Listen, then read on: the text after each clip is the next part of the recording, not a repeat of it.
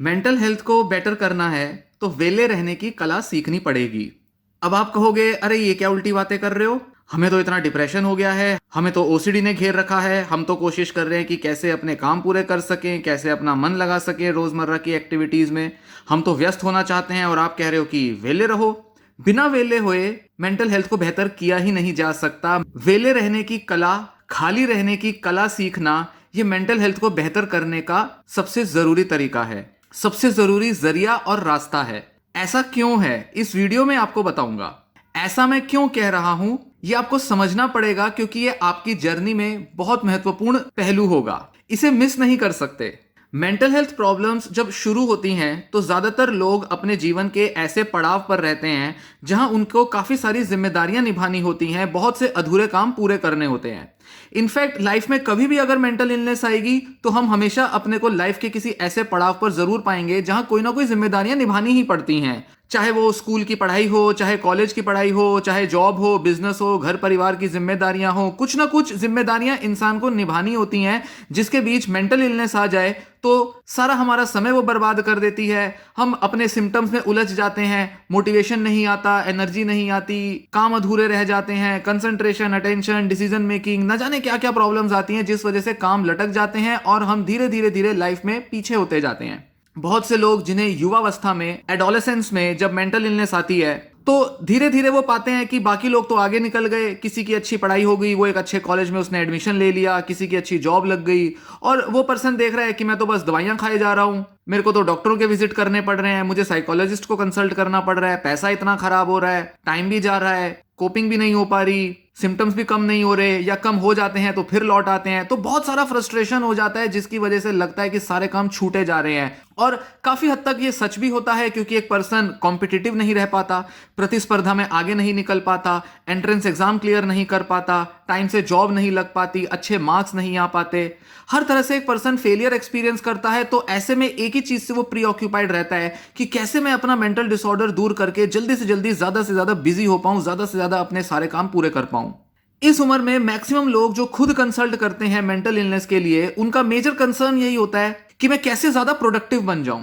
Productivity को लेकर एक ऑब्सेशन हो जाता है, चाहे डिप्रेशन का पेशेंट हो, एंजाइटी डिसऑर्डर हो, बायपोलर या डिप्रेसिव डिसऑर्डर, डिस्थाइमिया या एडिक्टिव डिसऑर्डर हो, या फिर पर्सनैलिटी डिसऑर्डर। किसी भी तरह का डिसऑर्डर एक पर्सन की प्रोडक्टिविटी को कम कर देता है और इसी वजह से वो जो पर्सन है वो हमेशा प्री ऑक्यूपाइड रहता है कि मुझे अपनी प्रोडक्टिविटी बढ़ानी है, मुझे ज्यादा से ज्यादा काम करना है, ज्यादा से ज्यादा व्यस्त होने के तरीके ढूंढने हैं।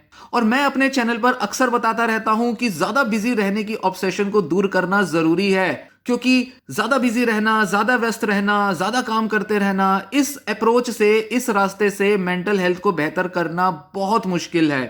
अब लोग कहेंगे, अरे हम तो मेंटल डिसऑर्डर को दूर करके प्रोडक्टिव होना चाहते हैं और ये कैसा साइकोलॉजिस्ट है, ये कह रहा है कि वेले रहो, ज्यादा बिजी मत हो, वो ये कैसी गाइडेंस है, ये कैसी काउंसलिंग है। लॉजिकली देखें तो आपकी बात समझ में आती है। भाई हर कोई अपनी लाइफ में बिजी रहना चाहता है, काम करना चाहता है, किसी ना किसी चीज में लगना चाहता है जिससे कि वो अपने लाइफ को ग्रो करता हुआ देखे। पर इसी के साथ एक और सच, एक और फैक्ट समझना भी जरूरी है कि मेंटल डिसऑर्डर के रहते एक पर्सन में बहुत ज्यादा ताकत, एनर्जी नहीं रह जाती, बहुत ज्यादा मेंटल कैपेसिटी के साथ वो पर्सन अपने काम क्योंकि पूरे नहीं कर पाता। इसलिए जितना ज्यादा वो प्री ऑक्यूपाइड रहेगा, मतलब अपने विचारों में इसी चीज से घिरा रहेगा कि कैसे मैं और ज्यादा काम कर लूं, और ज्यादा पढ़ाई कर लूं, 10 घंटे पढ़ लूं, 15 घंटे अपना काम करूं, और ज्यादा मेहनत करूं, जितना ज्यादा वो इस तरह की थॉट्स में ऑक्यूपाइड रहेगा उतना ज्यादा वो अपना मेंटल स्ट्रेस बढ़ाता जाएगा। और अगर निचोड़ निकाल के कहें तो यही एक रीजन है जिस वजह से एक व्यक्ति जिसको कि मेंटल डिसऑर्डर है उसे बिजी रहने की प्री ऑक्यूपेशन से, होड़ से, ऑब्सेशन से, जिद से बाहर आना पड़ेगा। जितना ज्यादा हम मेंटल हेल्थ रिकवरी को एफर्टफुल बनाते हैं, प्रयासों से भर देते हैं कि ये कर लेंगे, आज इतनी रूटीन बना लेंगे, आज इतना शेड्यूल बना लेंगे, सुबह से लेकर शाम तक ये चीजें फॉलो करेंगे, सुबह पहले उठेंगे, फिर वॉक पे जाएंगे, फिर उसके बाद योगा करेंगे, फिर नाश्ता बनाएंगे, फिर थोड़ा सा बैठकर पढ़ेंगे, फिर 2 घंटा पढ़ के फिर थोड़ा सा एंजॉय करेंगे, जिम जाएंगे, फिर उसके बाद फिर एक नई किताब लेकर बैठ जाएंगे, फिर उसके बाद कोई यूट्यूब वीडियो, कोई लेक्चर सुनेंगे, फिर उसके बाद कोचिंग के लिए जाएंगे, फिर वापस आके खाना खाएंगे, फिर उसके बाद दोबारा पढ़ने लग जाएंगे, फिर उसके बाद थोड़ा सा एंटरटेनमेंट करेंगे और फिर उसके बाद योगा मेडिटेशन करेंगे, एक्सरसाइज करेंगे। न जाने क्या क्या ऐसा बोझ, ऐसा इतना बर्डन एक पर्सन अपने ऊपर डाल लेता है जिसकी वजह से लगता है कि बस ज्यादा से ज्यादा एफर्ट लेकर ही मेंटल डिसऑर्डर को भगाया जा सकता है।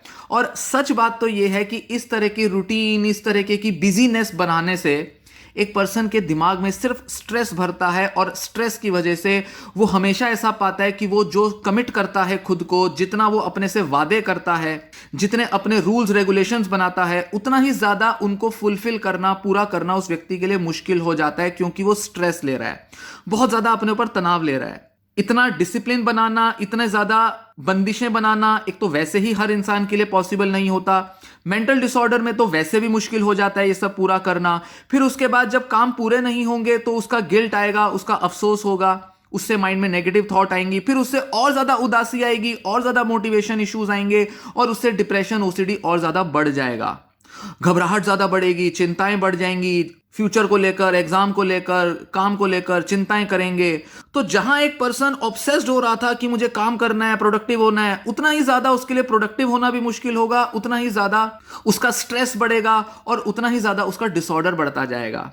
तो ये बहुत क्लियर है कि ज्यादा बिजी रहने की आदत या ज्यादा बिजी रहने की जो ऑब्सेशन है, जिसके लिए एक व्यक्ति बहुत ज्यादा लगा हुआ है, ऐसा लगता है कि जैसे अपना डिसिप्लिन बना के, बहुत सारे काम करके मैं अपना मेंटल डिसऑर्डर दूर कर सकता हूं, इस तरह की सोच और इस होड़ में लगे रहने से मेंटल डिसऑर्डर में रिकवरी नहीं हो पाएगी। इस तरह से मेंटल हेल्थ को बेहतर करना करीब करीब नामुमकिन हो जाएगा। इनफैक्ट यही तो कारण है कि अब तक बहुत से लोगों का मेंटल डिसऑर्डर हील क्यों नहीं हो पा रहा, क्योंकि वो दुनिया के बनाए हुए स्टैंडर्ड्स, आसपास के लोगों के बनाए हुए तौर तरीके, रूल्स रेगुलेशंस और स्टैंडर्ड्स को पूरा करने में लगे रहते हैं, प्रतिस्पर्धा में लगे रहते हैं, जिस वजह से वो इस बात को नेग्लेक्ट कर देते हैं, इग्नोर करते हैं कि वो मेंटल डिसऑर्डर से सफर कर रहे हैं। जिस मेंटल डिसऑर्डर ने उनकी ताकत, उनकी सोच को कम कर रखा है, उनको इतना एग्जॉस्ट कर रखा है, इतना तनाव में रखा हुआ है जिस मेंटल डिसऑर्डर ने, उस मेंटल डिसऑर्डर से वो लड़ने में लगे रहते हैं। क्योंकि जब आप बहुत ज्यादा अपने को काम में लगाने लगते हो, आप उतना ही ज्यादा अपने डिसऑर्डर से लड़ने लगते हो। तो एक बात तो क्लियर है कि एफर्टफुल नहीं, एफर्टलेस होना पड़ेगा। जैसे मेडिटेशन के मामले में बोलते हैं कि माइंडफुल होना है, यहां पर उल्टा मामला है, यहां हमारे को एफर्टलेस होना है, एफर्टफुल नहीं होना। अब बात करें कि वेले रहने के फायदे क्या है। वेले रहने का मतलब यह नहीं कि आप सारे काम छोड़ के बैठ जाएं, कैजुअल हो जाएं, लापरवाह हो जाएं, फायदा उठा लें बीमारी का। घर के लोग अक्सर यही कहते हैं कि अगर हम इसे कुछ बोलेंगे नहीं ना कुछ करने को, ये तो फायदा लेगा, डिप्रेशन का फायदा लेगा, या ओसीडी है ना, ये तो फायदा लेगी इस चीज का, और ये तो कुछ करेगी नहीं अगर हम कुछ नहीं कहेंगे। तो हम भी कहते रहते हैं पेशेंट को, कर ले आज ये कर ले, वो कर ले, ये रूटीन बना ले, वो रूटीन बना ले।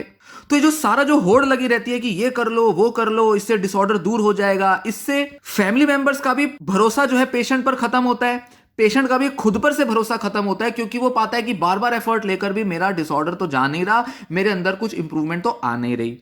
इसीलिए जरूरी है कि हम वेले रहने की कला सीखें। फिर कहूंगा कि वेले रहने का मतलब यह नहीं कि आप सारे काम छोड़ के बैठ जाएं। वेले रहने का मतलब है कि अपनी मर्जी से, अपनी इच्छा से अपने को खाली समय देना। अगर आपके पास दिन के 2-4 घंटे खाली हो सकते हैं जिसमें आप जस्ट कुछ नहीं कर रहे, पूरा आपने छोड़ दिया, आपने कोई टास्क नहीं लिया, कोई एक्टिविटी नहीं ली, ऐसा टाइम अपने लिए अगर आप निकालते हैं तो इसी का मतलब होगा कि आप अपने को वेला करते हैं। नॉर्मली जो पर्सन मेंटल डिसऑर्डर से रिकवर कर रहा है वो दिन में अपना कोई ना कोई शेड्यूल बना के रखता है। जैसा मैंने बताया कि सुबह से लेकर शाम तक कुछ ना कुछ उसके दिमाग में रहता है कि अब ये करना था, वो करना था, ऐसा करना था। इस वजह से ऐसा लगता है कि जैसे बीच में कोई खाली टाइम देने की तो कोई गुंजाइश ही नहीं छोड़ी। खुद को ढील देना, खुद को रिलैक्स करना, खुद को थोड़ी देर के लिए बस जैसा चल रहा है वैसे छोड़ देना, इस चीज के लिए तो एक इंसान अपने को अलाउ कर ही नहीं पाता। गिल्ट इतना भरा रहता है, प्रोकास्टिनेट इतना करते रहते हैं, लगता है कि सुबह जो काम लिया था वो दिन में करेंगे, दिन में जो काम लिया था वो शाम में करेंगे, शाम में नहीं हो पाया तो रात में करेंगे, रात में नहीं हो पाया तो अगले दिन करेंगे। दिमाग सारा टाइम बस यही घूमता रहता है कि कैसे ये अधूरे काम पूरे हो जाए। तो इंसान के पास बीच में खाली समय वो खुद को दे ही नहीं पाता। जबकि वेले रहने का मतलब है कि खुद को अपनी इच्छा से, अपनी मर्जी से खाली समय देना, कॉन्शियसली, वॉलंटरीली, अपने मन से, अपनी स्वेच्छा से खुद को अलाउ करना, इजाजत देना कि ये मेरा समय, मैं खाली रहूंगा, मुझे कुछ नहीं करना।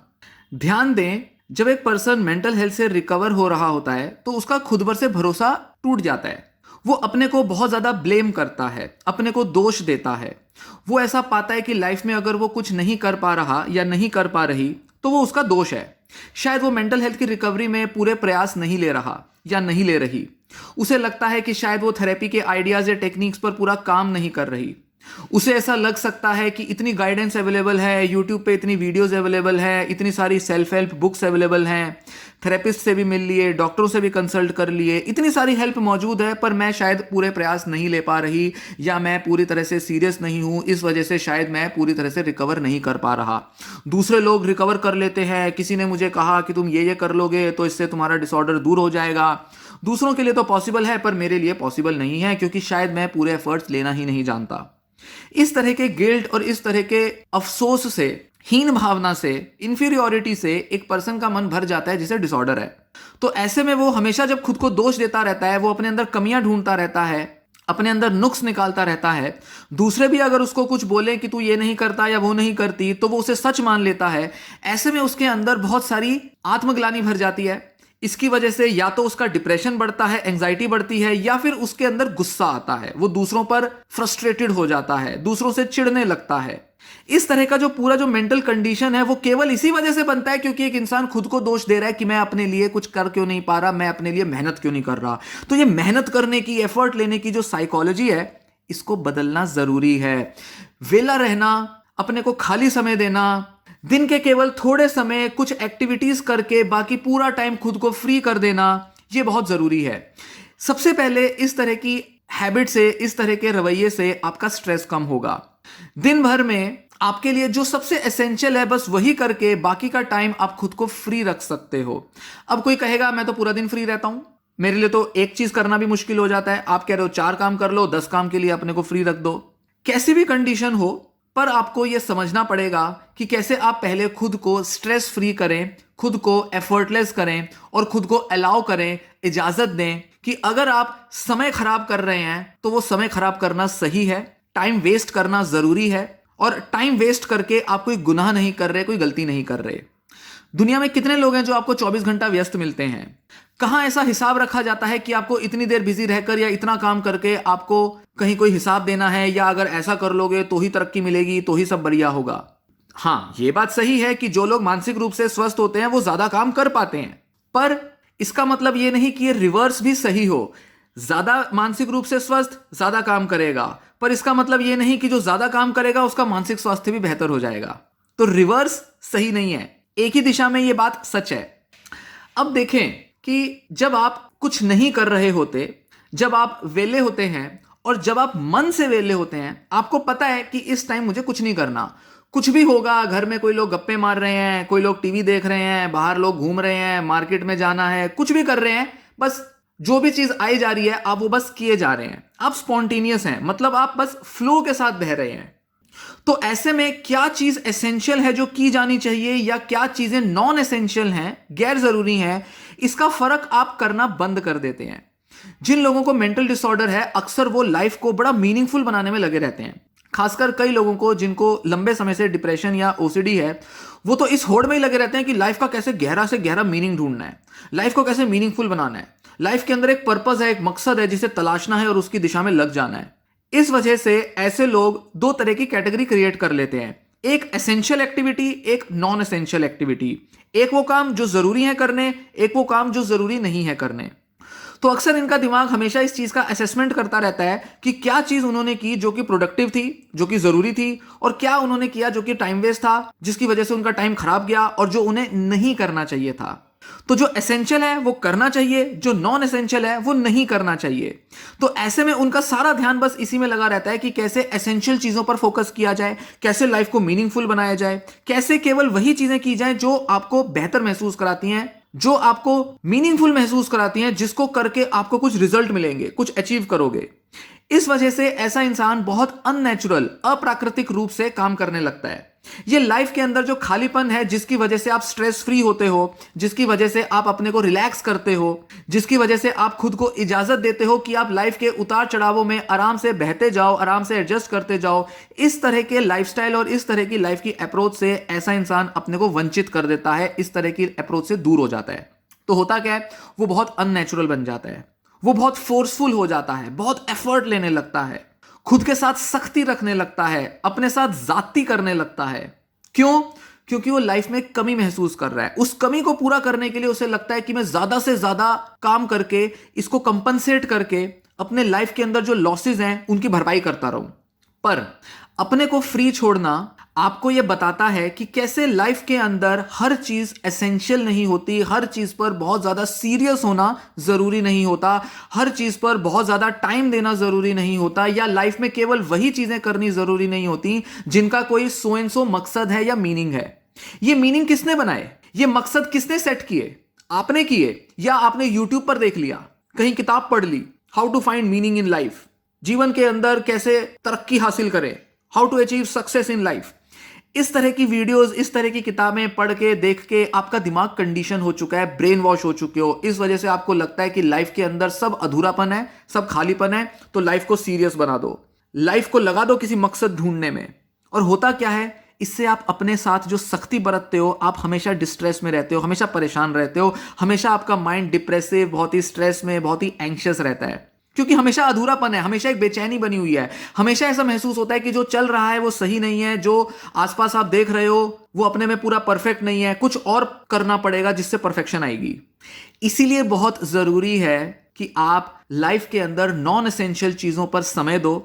बेकार की चीजें जिसमें कुछ हासिल नहीं होने वाला, जो बिल्कुल वेलापन है, जिसके अंदर कुछ आपको कहीं रिकॉर्ड नहीं रखना, किसी को हिसाब नहीं देना, जो बस टाइम वेस्ट ही हो रहा है, आपको टाइम वेस्ट करने के लिए अपने को इजाजत देनी है। क्यों? क्योंकि ऐसा करने से आप इस तनाव से बाहर आएंगे कि लाइफ में सिर्फ एसेंशियल चीजें करने ही जरूरी है।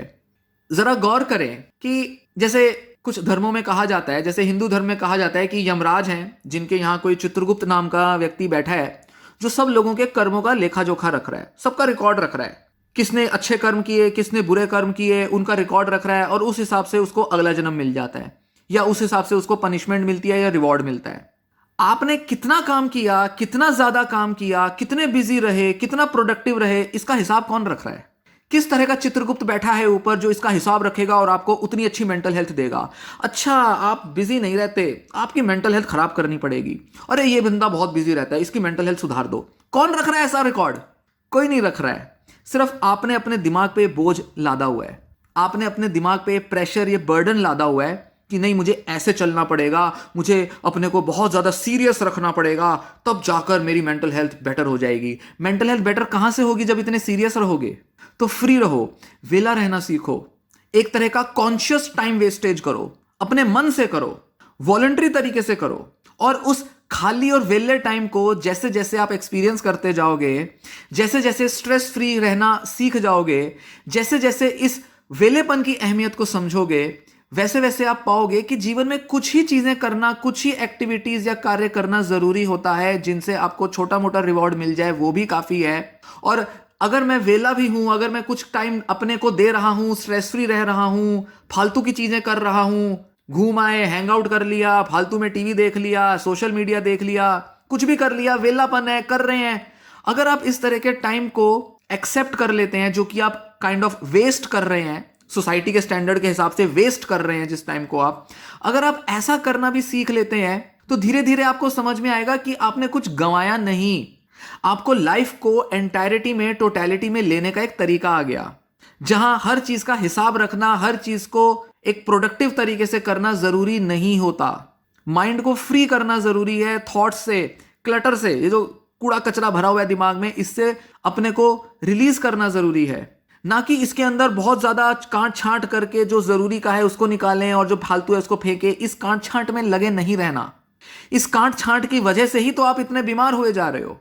अक्सर मैं अपने क्लाइंट्स को ये चीज कहता हूं, जो सुबह से शाम तक बस ऑक्यूपाइड हैं कि नहीं मुझे ये करना है, अब ये करना है। मैं अक्सर कहता हूं थोड़ा टाइम अपने को दो जब लिटरली तुम कुछ नहीं कर रहे हो, खाली टाइम है, पता ही नहीं है कि क्या करना है, कोई दिशा नहीं है, कोई टास्क नहीं है, कोई एक्टिविटी नहीं है। खाली टाइम स्पेंड करना सीखो, अपने को थोड़ा खाली समय देना सीखो, ताकि समझ में आएगा कि कैसे अपने ऊपर जो इतना प्रेशर बनाए हुए हो, इसको हटाने का मजा क्या होता है, इसको दूर करने का जो आनंद है वो किस तरह से मिलता है।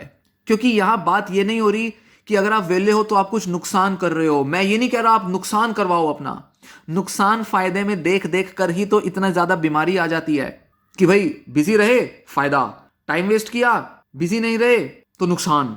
ये नुकसान और फायदे की जो आप तोलमोल करते हो, इकोनॉमी बिठाते हो, इसी की वजह से मन जो है वो फ्री नहीं रह पाता, दबाव में रहता है हमेशा आपका मन। अब इस वीडियो को खत्म करते हुए एक लास्ट बात इस टॉपिक पर कहूंगा कि हमारा जो दिमाग है वो बड़े पैराडॉक्सिकल तरीके से काम करता है। पैराडॉक्स का मतलब ये है कि जो किया उसका बिल्कुल उल्टा हुआ। आपने प्रयास लिया और आप और ज्यादा बीमार हुए। अपने को ठीक करने के, अपने मेंटल हेल्थ को सुधारने के जितने ज्यादा प्रयास लिए उतने ज्यादा बीमार हो गए। ओसीडी, डिप्रेशन, कई ऐसे लोग हैं जिनके मामले में तो ये बहुत क्लियरली देखने में आता है। जितना ज्यादा अपने थॉट को रोकने की कोशिश करते हो उतना ज्यादा वो आपके मन में बाहर आ जाती है।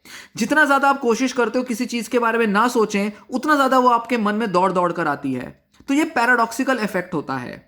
तो होता यही है कि जितने ज्यादा आप एफर्ट ले रहे हो मेंटल हेल्थ बेहतर करने के, उतना ज्यादा आपका मेंटल हेल्थ बिगड़ता जा रहा है। इनफैक्ट मैं ये भी कहता हूं कि बहुत ज्यादा अपने मेंटल हेल्थ को सुधारने के लिए ये वीडियोस और बुक्स वगैरह की तरफ मत जाओ। बहुत ज्यादा वीडियोस देख रहे हो, बहुत ज्यादा बुक्स पढ़ रहे हो, ना जाने कहां कहां से हेल्प ले रहे हो, धर्म की किताबें भी पढ़ रहे हो, मोटिवेशनल टॉक्स भी सुनते जाते हो, बड़े बड़े महापुरुषों की किताबें पढ़ रहे हो, पता नहीं कहां कहां की जीवनियां उठा के ले आए हो, सक्सेस स्टोरीज पढ़ रहे हो बड़े बड़े महापुरुषों की, बड़े बड़े बिजनेस लीडर, सक्सेसफुल लोगों के बारे में पढ़ते जा रहे हो, सुनते जा रहे हो। मेंटल हेल्थ की ना जाने कितनी कितनी वीडियोस देख रहे हो, पता नहीं कितना कितना मटेरियल आपने इकट्ठा कर रखा है, कुछ कंप्यूटर में सेव कर रखा है, कुछ अपने मोबाइल में ना जाने कहां कहां से प्लेलिस्ट सेव कर रखी हैं, वीडियोस को सेव कर लेते हो, बार बार उसको देखते हो। ये जो सारा जो ऑब्सेशन है कि एफर्ट लें, इससे मेंटल हेल्थ बिल्कुल बेहतर हो जाएगी, जबकि इससे बिल्कुल उल्टा होता है। आपका दिमाग इतना एग्जॉस्ट हो जाता है कि आपको लगता है ये तो सब कुछ काम नहीं करता, सब बेकार है, ये सारे दुनिया की मेंटल हेल्थ की जो सजेशंस एडवाइस है सब बेकार है, किसी काम की नहीं है। क्योंकि आप बहुत ज्यादा प्रयास ले रहे हो, एफर्ट ले रहे हो। आपको एफर्टलेस होना पड़ेगा, आपको वेला होना पड़ेगा, लाइफ को फ्री करना पड़ेगा।